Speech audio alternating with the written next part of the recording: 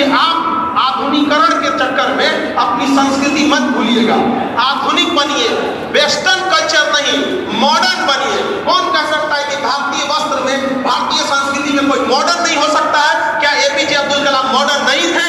किसी की औकात है जो उनकी बराबरी कर सकता है? स्वामीनाथन हो गए, तो ये क्या चीज? आधुनिकीकरण नहीं था। एक ऐसा व्यक्ति हमारे स्वामी जी यहाँ पर, तो हमारे स्वामी जी को क्या आप आधुनिक नहीं कहेंगे? आज से 50 साल पहले जिस व्यक्ति ने कल्पना की थी, उनके अधूरे सपने को पूरा करने में हम लोग के पसीने छूट जाते हैं। सोचिए वो व्यक्ति अकेले कैसे लड़ा होगा जब हम हमको इन संसाधनों से लड़ने में इतनी समस्याएं हो रही हैं। तो आज के समय में गार्जियन को भी कहेंगे, जो छोटे बच्चे हैं, उन छोटे बच्चों की शिक्षा में आप बाधा मत बनिए। बहुत बार ऐसा होता है कि बच्चे स्कूल में जाते हैं, उन्हें समझ में नहीं आता है, वो भागने लगते हैं। गार्जियन बन के मत समझाइए उनको, एक दोस्त बन के उनकी प्रॉब्लम समझने की कोशिश कीजिए।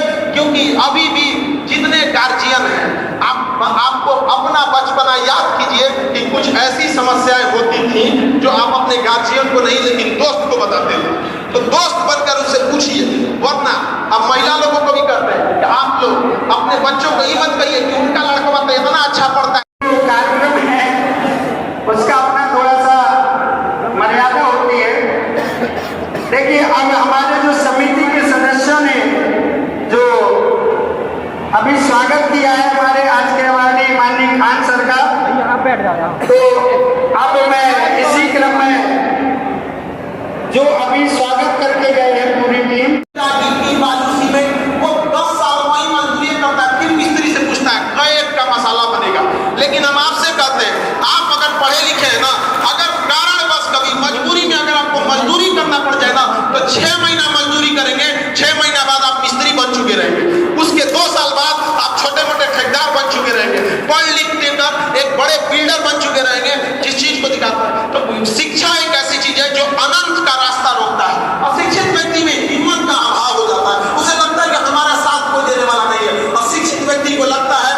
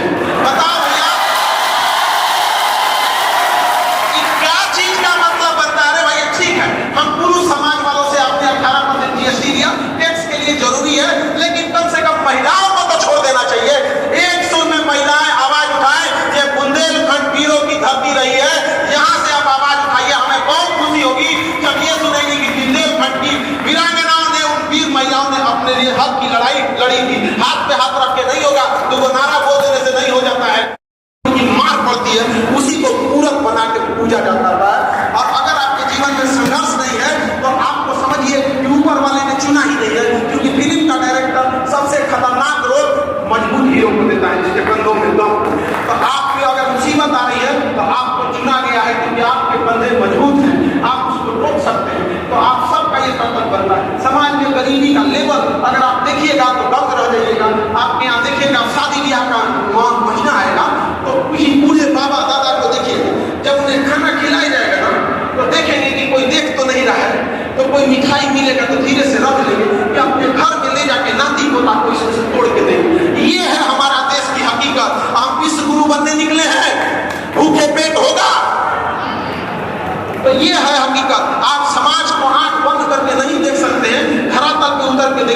आपके पैरों तले से जमीन खसक जाएगी कि हमें कितना काम करना शेष है। लेकिन इन सब के लिए हम कहाँ से लाएंगे इतनी बड़ी पूंजी, इतना बड़ा संसाधन? उसके लिए एक ही रास्ता है, शिक्षा। और डिजिटल क्रांति के माध्यम से शिक्षा अब इतनी सरल हो गई है कि हम पटना में बैठ के पढ़ाते हैं तो बुंदेलखंड का बच्चा अपने मोबाइल में उसे पढ़ लेता है। ये है कहते हैं कि आपके लिए बाधा नहीं बनेगी। हम निरंतर कोशिश कर रहे होते हैं। जैसे आईएएस की परीक्षा में पहले फीस 2-2.5 लाख हुआ करती थी, तो 2-2.5 लाख रुपया फीस वही दे सकता था जिसके घर में अमीर ही हो, अमीर हो। अरे जो अमीर बन के नियम बन गया, जिसने गरीबी नहीं देखी, क्या गरीबी दूर करेगा वो? जो कभी पानी में नहीं उतरा वो तैराकी सिखाने गया है। ये तो हाल हो गया है यहाँ पर। तो हमने उसको रियलाइज किया कि 2 लाख की फीस को हम आपके मोबाइल में आपके घर तक में 6 से 7 हजार रुपये में पहुंचा देते हैं। 2 लाख की पढ़ाई उसी शिक्षकों की मदद से। अभी हमने बिहार में पीसीएस का एग्जाम होता है, जैसे यूपी पीसीएस का होता है, हमने दोनों का चालू किया। मैं 4 से 4.5 हजार रुपए में। हमारे यहाँ एक बच्चा था, मुकेश नाम था उसका, उसने जब बिहार पीसीएस का प्री निकाला और मेंस निकाला, उसका इंटरव्यू था। तो इंटरव्यू के टाइम हर बच्चे खुश होते हैं कि अब हम इंटरव्यू के बाद एक तो रिक्शा चलाने वाले पुरुष का भी उतना ही अहमियत होता जितना एक बड़े जमींदार और बड़े लोगों का होता है, उसका भी अहमियत नहीं है। समाज, आज का समाज पैसा प्रधान हो गया है और समाज घुमा के आपसे ये कहता है कि तुम पढ़ो नहीं। अरे पढ़ाई छोड़वाना उसका इरादा नहीं है। पैसे के अभाव में हमारे देश में गरीबी वो है। अभी देखिएगा दुर्गा पूजा आने वाला है, यहाँ मेला लगेगा। आप सब अपने बच्चों के लिए अच्छे अच्छे खिलौने, खाने पीने के पकवान खरीदेंगे, लेकिन मेरे कहने पर उस मेले में कभी कोने पे खड़ा होकर देखिएगा, कुछ ऐसे बच्चे मिलेंगे, छोटे बच्चे जिनके पाँव में चप्पल नहीं होगा। वो दुकानों पर खिलौनों को उठा के देखेंगे, आधा घंटा खड़ा रहेंगे, दुकानदार भगा देगा कि जब खरीदना नहीं है तो देखता क्यों है। फिर वो दूसरे दुकान पे खड़ा होगा, उसके पास इतने पैसा नहीं है। और हम लोग आज किस देश में रह रहे हैं कि इतना दुर्दशा करती है। वो शिक्षक बहुत मेहनत करते हैं और हमारा समाज सबसे कम तरजीह, सबसे कम अहमियत उन्हीं शिक्षकों को देता है। अरे भैया, हम लोग पढ़ा लिखा के डॉक्टर, इंजीनियर, कलेक्टर, एसपी बना देते हैं, नीचे का बुनियाद जिसने तैयार किया उसको कोई पूछता ही नहीं। तो एक बार जब आप कामयाब हो जाएगा तो उन शिक्षकों को भी जरूर समझाइएगा। और एक बार की बात है, हम एक छोटे विद्यालय में कहते हैं, अपने आप में वो शिक्षा जरूर रखिएगा। और माँ बाप से भी कहते हैं, गार्जियन से भी, अपनी बेटी को इसलिए मत पढ़ाइए कि उसे नौकरी कराना है, बल्कि इसलिए पढ़ाइए कि कभी खुदा ना खास्ता किस्मत खराब हुआ, उसे ऐसा घर मिल गया जिसे सड़क पर आना पड़े तो दूसरे के यहाँ जाकर बर्तन ना मांगना पड़े। वो अपने काबिलियत पर अपने बाल बच्चों का अपना शेष जीवन सम्मान के साथ जी सके। और उन पुरुषों को जब उन पर जिन्होंने महिलाओं की शिक्षा का विरोध किया है, सोचिए महिला लोग, जरा सोचिए, जो पुरुष महिलाओं की शिक्षा का विरोध करता है, जब उसकी पत्नी के डिलीवरी का ऑपरेशन होता है ना, तो कहता है कि लेडीज डॉक्टर है। रे पहला पढ़ने नहीं दिया और आज तो मैंने लेडी डॉक्टर खोलते हुए यहाँ पर। तो देखिए, समाज से अभी आपको ये पीढ़ी ट्रांजिशन पीढ़ी है। अभी आपको चुपचाप संघर्ष करना पड़ेगा। अभी आप कांच है इसलिए चुपते हैं, जिस दिन आईना बनेगी पूरी दुनिया आपको देखेगी यहाँ पर। इसलिए सर झुका के पढ़िए। माँ बाप ने आपको पढ़ने के लिए भेजा है। यह युवा पीढ़ी जो होती है, ये जिस उम्र में आप जी रहे हैं, ये सबसे कीमती जीवन का समय होता है। अगर इसमें समय लोग रोटी कपड़ा मकान कोई सब कुछ समझते थे, पेट भर अनाज हो जाए वही समझते थे। उस समय उनकी सोच इतनी दूरदर्शी थी कि जितना बड़ा विद्यालय महाविद्यालय खड़ा कर दिए, आज के समय हम और आपके औकात के बाहर की चीज है। ये उस समय वो करके गए थे। लेकिन अब हमें जरूरत है उनके किए गए कार्यों को आगे बढ़ाने की। जितना वो कर चुके हैं, उनका सपना इससे कई गुना आगे रखा, ताकि आने वाली पीढ़ियां इसे और आगे ले जा सके। क्योंकि बिना शिक्षा के आप कहीं आगे नहीं जा सकते। यही सबसे सस्ता और सुलभ हथियार है। और हर हथियार की अपनी मैगजीन क्षमता होती है कि उसमें कितने बारूद आ सकते हैं, कितनी गोलियां आ सकती हैं। लेकिन शिक्षा एक ऐसा हथियार है जिसका गोली कभी खत्म नहीं होता है। और आप आज के टाइम पे मेटल डिटेक्टर में हथियार पकड़े जाते हैं, शिक्षा रूपी हथियार किसी मेटल डिटेक्टर में नहीं पकड़ा जाता है। और शिक्षा देश में इसका बहुत अभाव है। बच्चे को पढ़ने के लिए भेजिए, वो ईमानदारी से पढ़ नहीं रहा है। आप अपने घर पे काम कराने के लिए मजदूर मिस्त्री लगाइए, एक आदमी को रहना पड़ रहा है कि ईमानदारी से काम करेगा नहीं करेगा। आप सामान खरीदने जाइए तो आपको टेंशन है कि ईमानदारी से क्वालिटी अच्छा दिया है कि नहीं दिया है। आप सोना खरीदने जाइए, आपको ईमानदारी पे शक हो रहा होता है। ये वही देश है ना जहाँ वाणी की इतना महत्व होता था, जहाँ कहा जाता था कि प्राण जाए पर वचन न जाए। आज हमारे देश में बताइए ईमानदारी का कितना अभाव है। सक्सेस इंसान को कभी उसके काम के लिए टोकना नहीं पड़ता है। यदि आपको टोकना पड़ रहा है कि अपना काम समय पे करो, अपना काम ईमानदारी से करो, अपना काम में एकदम दिलचस्पी दिखाओ, जितना रुपए मिल रहा है उससे ज्यादा का काम करके दिखाओ, तो वह व्यक्ति आगे नहीं बढ़ता है। जो भी व्यक्ति आगे बढ़ा है वो डिसिप्लिन रहा है। हमें हमारे कर्तव्य का पालन करना होगा। यदि हम शिक्षक हैं तो हमारा कर्तव्य है कि हम व्यवसायी नहीं है, मिनिमम फी में बेहतरीन शिक्षा देना। आप विद्यार्थी हैं, आपका कर्तव्य है कि माँ बाप ने आपको पैसे दिए हैं तो आप यहाँ उसका सदुपयोग करके पढ़िए। व्यवसायी है तो ईमानदारी से गुणवत्ता का काम करना पड़ेगा। तो किसी एक चीज को बदलने से देश नहीं बदलता है। देश बदलेगा जब हम 140 करोड़ लोग अपनी जिम्मेदारियों को समझेंगे, तब इस 140 करोड़ का लोग का देश बदलेगा। वरना एक दो लोगों के चाहने से इतना बड़ा देश नहीं बदल सकता। वरना चाहने वाला कौन राज्य का मुख्यमंत्री चाहेगा कि उसका राज्य पीछे हो? कौन देश का प्रधानमंत्री चाहता हो कि उसका देश पीछे हो? कोई राज्य चाहेगा कि उसका राज्य पीछे हो? कौन डीएम बैठ के चाहता होगा कि उसका जिला पीछे हो? कौन सा विधायक चाहता होगा कि उसका विधानसभा पीछे हो? इवन कौन सा प्रधान या मुखिया चाहता होगा उसका गांव पीछे हो?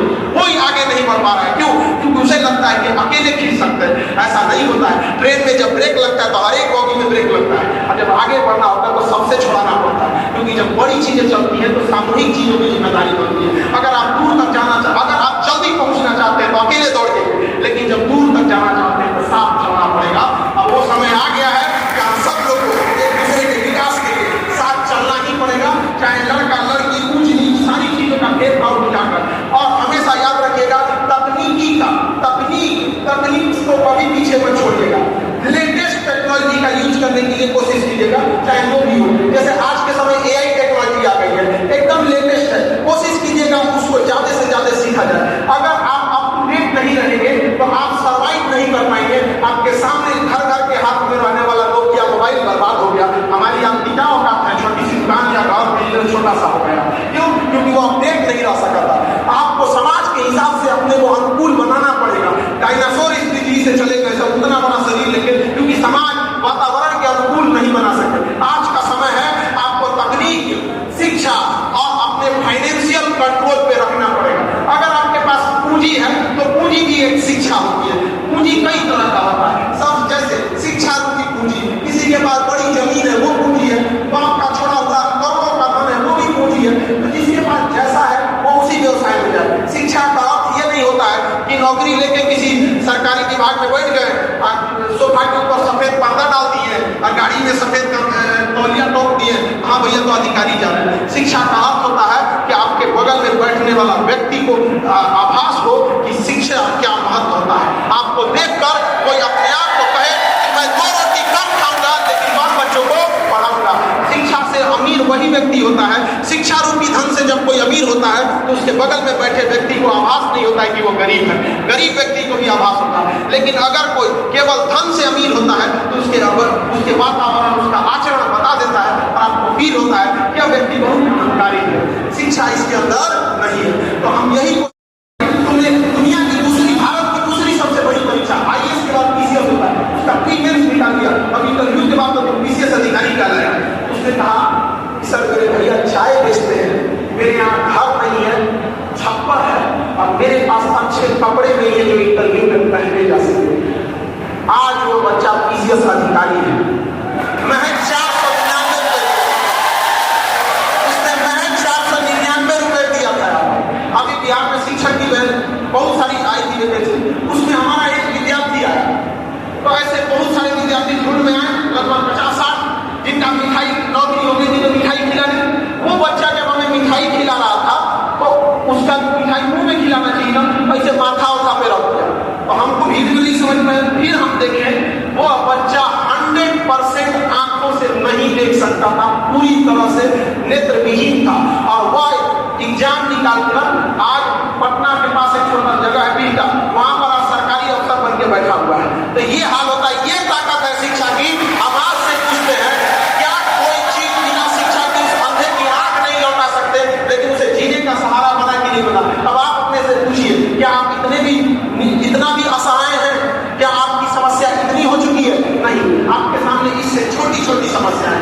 लेकिन समस्या से भागना नहीं है, उसे संघर्ष करना है, यहाँ पर लड़ना है। यह सोच के कि हमें लड़ने के लिए दिया गया है। जो लड़ रहा होता है उसके आने वाली पीढ़ियां उसका फल भोगती है।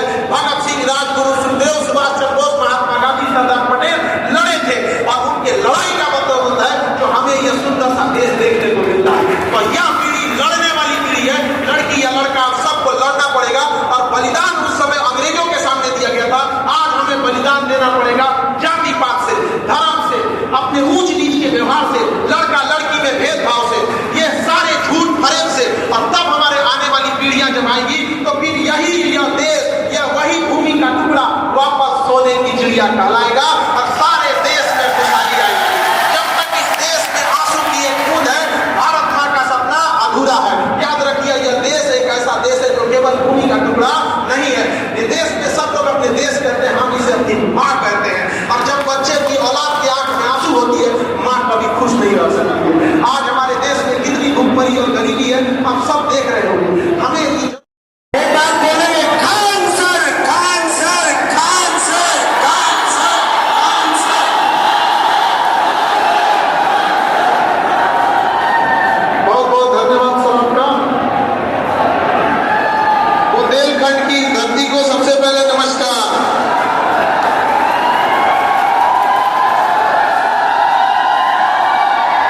आज इस अवार्ड सेरेमनी में आए सभी गणमान्य लोगों को मेरा नमस्कार। सभी जनप्रतिनिधि इस व्यवस्था के सुचारू रूप से चल सके उसके लिए जो संगठन बना, जो समिति बनाई, सारे लोगों ने एक अच्छे से व्यवस्था को सुचारू रूप से चालू रखा। उन सभी को मेरा नमस्कार।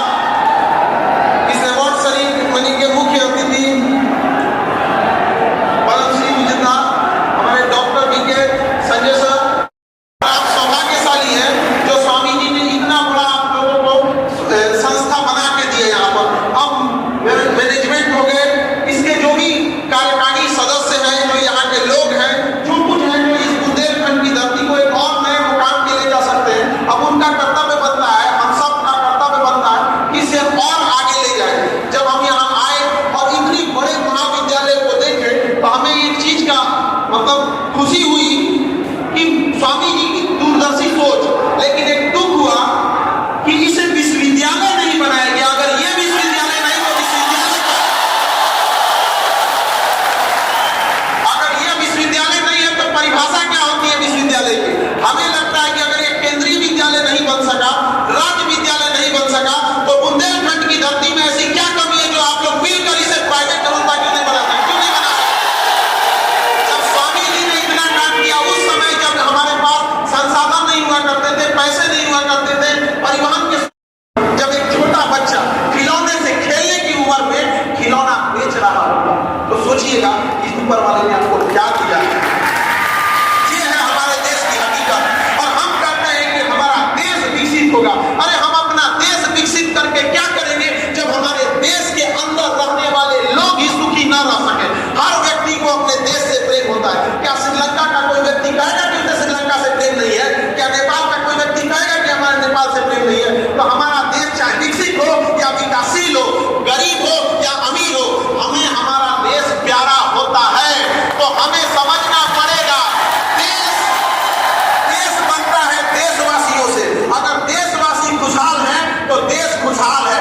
जब हम सोने की चिड़िया थे तो ऐसा नहीं था कि हमारे यहाँ जमीन के नीचे से सोना निकलता था। हमारा देश के लोग खुशहाल थे। उस समय शिक्षा जो थी वो व्यवसाय नहीं था, गुरु की मर्यादा होती थी और गुरु भी फीस न लेके गुरु दक्षिणा लेते थे। वो दौर था हमारे देश का।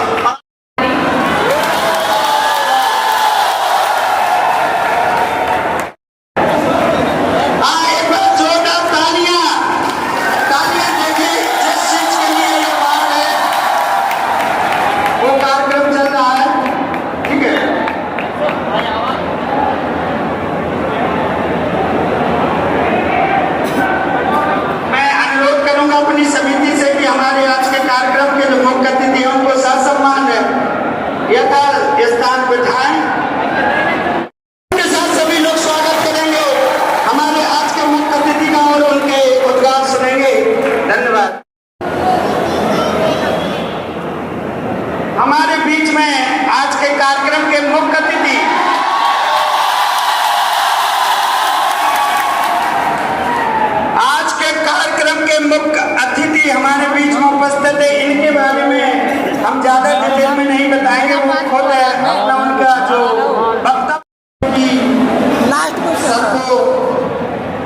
इम्पोर्टेंट क्वेश्चन है सर। कानपुर जाना, दिल्ली जाना, कहाँ भी जाना हो छोड़ आओ, सर ठीक है या सर लास्ट क्वेश्चन, एक इम्पोर्टेंट क्वेश्चन है, इम्पोर्टेंट क्वेश्चन है, कानपुर से आया हूँ इसी क्वेश्चन, एक क्वेश्चन पहले ही आजकल के युवाओं का फोकस नौकरी लेने में है, हम ऐसा क्या करें कि नौकरी दे सकें? आजकल के युवाओं का फोकस नौकरी लेने में है, हम ऐसा क्या करें नौकरी दे सकें, ऐसे बता दो सर। हाँ, एक बच्चे का क्वेश्चन है कि आज के बच्चों का, आज के युवाओं का सपना है कि नौकरी ले सके, हम क्या करें कि नौकरी ले सके? देखो, किसी भी चीज के लिए पूंजी चाहिए। अब आपके पास पैसा है तो बिजनेस कीजिए, पैसा नहीं है तो कहाँ से बिजनेस कीजिएगा? उसके लिए ही शिक्षा सबसे आसान रास्ता होगा।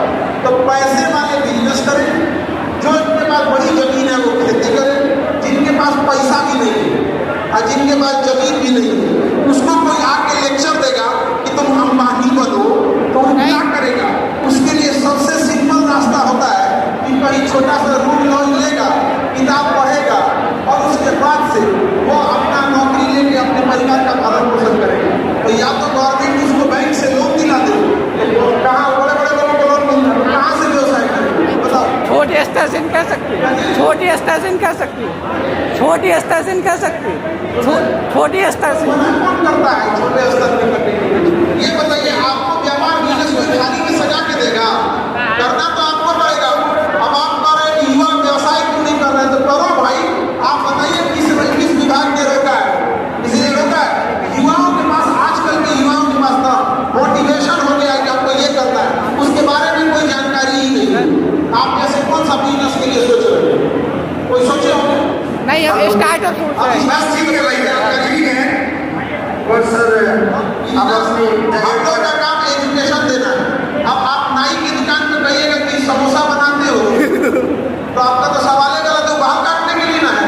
हमारा काम है एजुकेशन देना। इस एजुकेशन का यूज आप जहाँ कर सकते हैं वहाँ कर, ठीक है? धन्यवाद सर, धन्यवाद। कार्यक्रम को आगे बढ़ाते हुए अनुरोध करूंगा कि अवार्डी हमारे खान सर हैं, उनको ले जाकर के हमारे सम्मान समिति के सदस्य यथा स्थान है उनको विराजमान करें। अब आप लोग बिल्कुल शांत हो जाइए, ठीक है? जिस घड़ी के लिए हम लोग बैठे हैं, जिस चीज का इंतजार है, अब वो उद्बोधन, अब जो बातें सुनने के लिए आए हैं, अब आप हमारे जो आज के मुख्य अतिथि, विशिष्ट अतिथि और अवार्डी तीनों महान भाव के उद्बोधन आपको सुनने को मिलेंगे। तो एक बार सभी लोग बिल्कुल व्यवस्थित हो जाए। अब कोई कार्यक्रम नहीं है, उनके उद्बोधन है। तो जब तक 1 मिनट सभी स्टूडेंट, सभी लोग खाली करें हॉल, ठीक है? स्वामी जी हमारा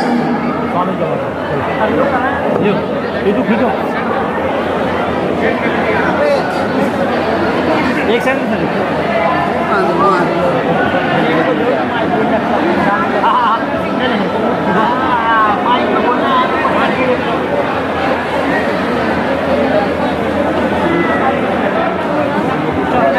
जाओ कर लो कुछ।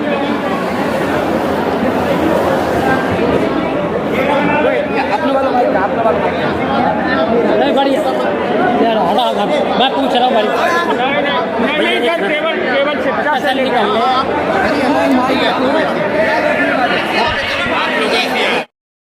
वो भेंट कर खान सर को आज के जो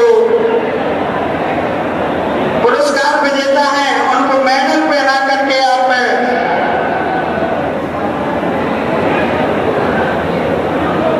आप तालियों के साथ देखिए। ऐसी हस्तियों को मिलन है, ये बहुत ही कोई न रखे, ठीक है? रेलिंग को टच कोई भी ना करे भैया, ठीक है? अब मैं अनुरोध करूंगा, आज के हमारे विशिष्ट अतिथि हैं सुश्री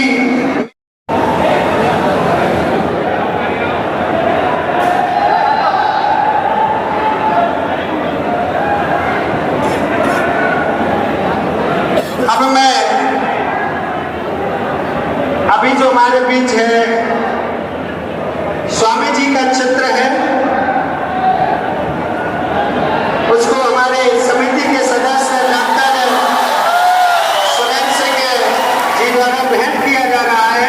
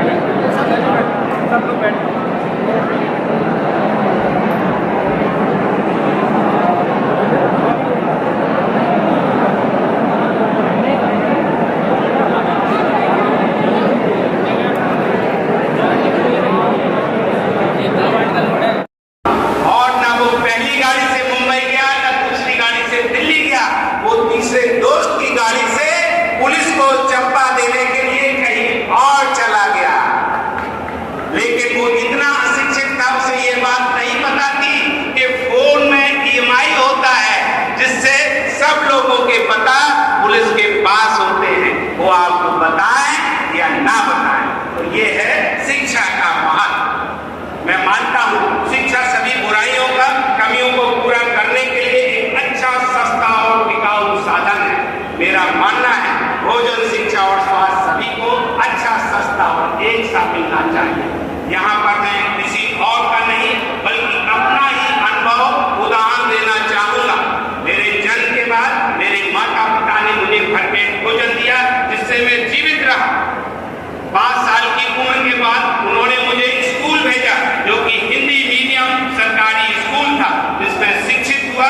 और यदि इसी चीज पे बीमार पड़ा तो मेरे माँ बाप ने मेरा इलाज भी करवाया। वो कैसे? आदमियों का डॉक्टर मिला तो आदमियों के डॉक्टर से, नहीं तो जानवरों के डॉक्टर से इलाज कराया, पर जिंदा तो रहा। आज जिंदा हूं, शिक्षित हूं, स्वस्थ हूं, इसीलिए मैं यहाँ पर खड़ा हुआ हूँ। वरना आज भी 50% 5 साल के बच्चे अपना 5वां जन्मदिन नहीं मना पा रहे हैं। आज भी देश में 20% ड्रॉप आउट।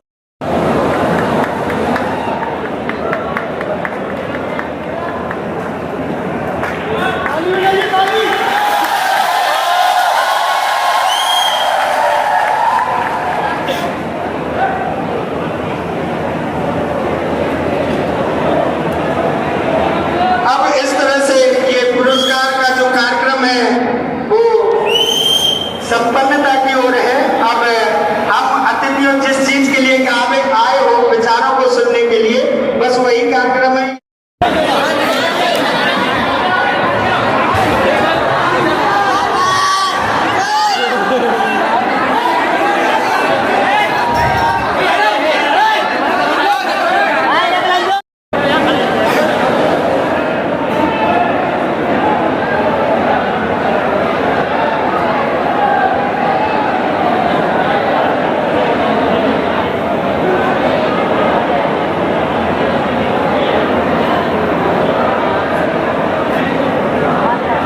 अब मैं कार्यक्रम को आगे बढ़ाते हुए अनुरोध करूंगा हमारे टीम के